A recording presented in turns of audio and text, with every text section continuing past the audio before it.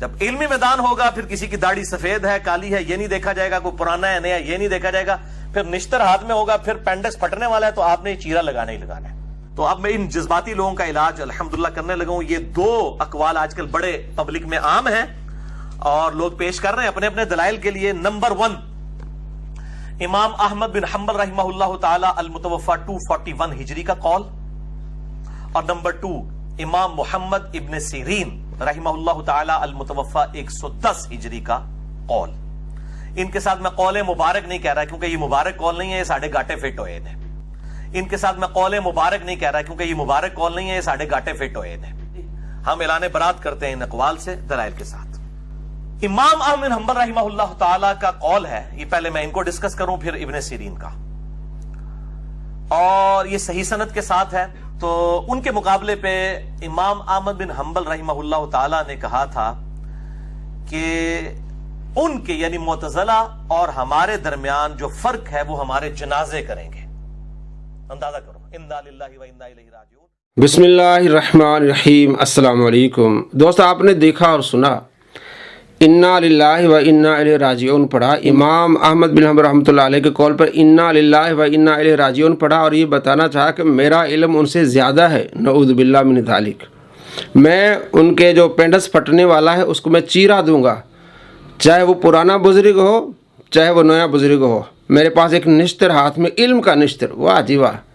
نہ یہ عالم ہے نہ یہ مفتی ہے, نہ کسی اس نے صحیح طور پر مدرسے سے پڑھا ہے, نہ دینی تعلیم اس نے صحیح حاصل کی ہے, اور یہ اب چیرے دینے لگا ہے ایسے بڑے بڑے اماموں کو. امام محمد بن سیرین رحمۃ اللہ علیہ جو 70 صحابہ کے شاگرد اور تابعی ہیں. یہ بد اخلاقی ہے میرے بھائیوں. آپ کو بتانا مقصد یہ ہے کہ اس طرح کے بد اخلاق لوگوں کو جب آپ سنیں گے تو آپ اس طرح بد اخلاق بن جائیں گے, آپ اس طرح گستاخ بن جائیں گے. اگر آپ کو واقعی اختلاف ہے آپ کریں, 100 بار کریں, لیکن کیا یہ زبان استعمال کرنا یہ صحیح رہے گا؟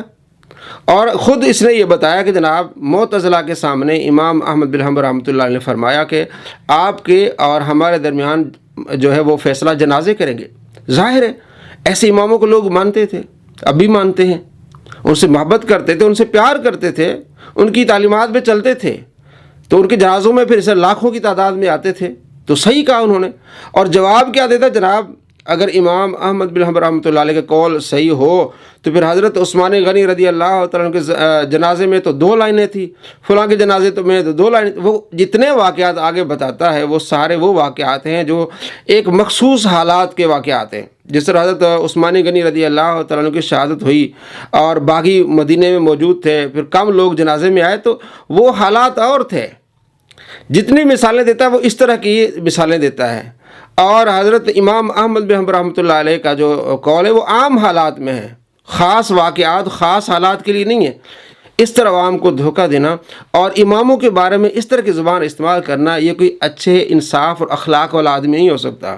اور امام محمد بن سیرین کے بارے میں ہم نے پہلے بھی کافی ساری ویڈیوز بتائی ہیں کہ جناب علی امام محمد بن سیرین کہتے ہیں کہ میں ان 2 شخصوں سے میں نے قرآن نہیں سنا, میں نے حدیث نہیں سنی, اگر میں سن لیتا تو میرا ایمان خراب ہو جاتا. پھر اس نے لعنتیں بھی بھیجی, نعوذ باللہ من ذالک.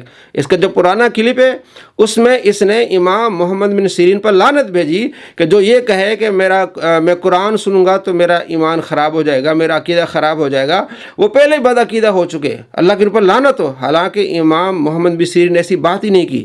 آپ نے فرمایا کہ میں نے ان سے اس لیے نہیں سنا کہ یہ قرآن پاک کی تعریف کریں گے, وہ کہیں میرے دل میں نہ آ جائے. جس طرح آپ کے سامنے اگر قادیانی آ جائے اور بڑا مطلب اپنے آپ کو پڑھا لکھا سمجھے اور آپ کو کہے میں آپ سے مناظرہ کرنا چاہوں, آپ فرماتے نہیں ہوئی. وہ آپ سے کہے کہ میں قرآن سناتا ہوں, میں آپ کو حدیث سناتا ہوں, تو آپ کہیں گے نہیں جناب آپ پکے کافر ہیں, ہم آپ سے نہ قرآن سنیں گے نہ حدیث سنیں سے. تو یہ محمد بن سیرین رحمۃ اللہ علیہ نے فرمایا. اور یہ جو روایت ہے سنن دارمی میں 411, اور امام دارمی رحمۃ اللہ علیہ نے اس پر پورا ایک باب باندھا ہے کہ ایسے اہل ہوا لوگوں کے پاس نہ بیٹھنا ہے اور نہ ان کی باتیں سننی ہیں. یہ تو پھر فتویٰ تمام صحابہ پر لگے گا. عبداللہ بن عمر کا بھی قول یہاں نقل کیا اور بہت سارے کثیر محدثین کا قول نقل کیا ہے کہ اس باب کا جو عنوان باندھا ہے امام دارمی رحمۃ اللہ علیہ نے, اس کا نام ہے اہل ہوس بدعتی اور متکلمین سے بچنے کا بیان. یہ اس کا انہوں نے ٹائٹل دیا ہے باب اجتنابی اہل الاہواء والبدع والخصومتی، یعنی اہل ہوس، بدعتی اور متکلمین سے بچنے کا باب۔ ابو قلابہ نے کہا کہ خواہشات کے بندوں یعنی اہل ہوس کے پاس نہ بیٹھو اور نہ ان سے تکرار کرو، کیونکہ میں تم کو ان سے محفوظ نہیں سمجھتا کہ وہ تمہیں گمراہی میں ڈبو دیں گے یا جس چیز کی تم معرفت رکھتے ہو اس میں بھی خلط ملط کر دیں گے۔ ابو قلابہ یہ محدث کہتے ہیں۔ اسی طرح بہت سارے محدثین کے اقوال انہوں نے نقل کیے ہیں کہ ان کی صحبت سے بچو، تو اقوال کے ساتھ وہ اپنے اعمال سے بھی بتاتے ہیں کہ ہم نے ان کی صحبت سے بچنا ہے، فزیکلی ہم نے ان کی صحبت سے بچنا ہے اور ان سے ہم نے کچھ نہیں سننا۔ یہ پورا ایک باب باندھا ہے، کثیر تعداد میں محدثین اور صحابہ کرام علیہ رضوان کے اقوال نقل کیے ہیں امام ابو محمد عبداللہ بن عبد الرحمن دارمی رحمۃ اللہ علیہ نے۔ تو کس انداز اس نے بات کی جناب امام احمد بن حنبل کے بارے میں، اور آگے چل کے جس انداز سے بات کرتا ہے امام محمد بن سیرین کے بارے میں، تو ایسے بد اخلاق لوگوں سے بچیے۔ اسلام اچھے اخلاق کا حکم دیتا ہے، آپ صلی اللہ تعالیٰ علیہ وآلہ وسلم نے پیارے اور اچھے اخلاق کی تعلیم دی ہے۔ تو کیا یہ تعلیم وہی ہے جو اماموں کے بارے میں یہ بات کر رہا ہے، پینڈس پھٹنے والا تو میں چیرا دوں گا اور جناب علی علمی اور فلاں اور یہ وہ الامان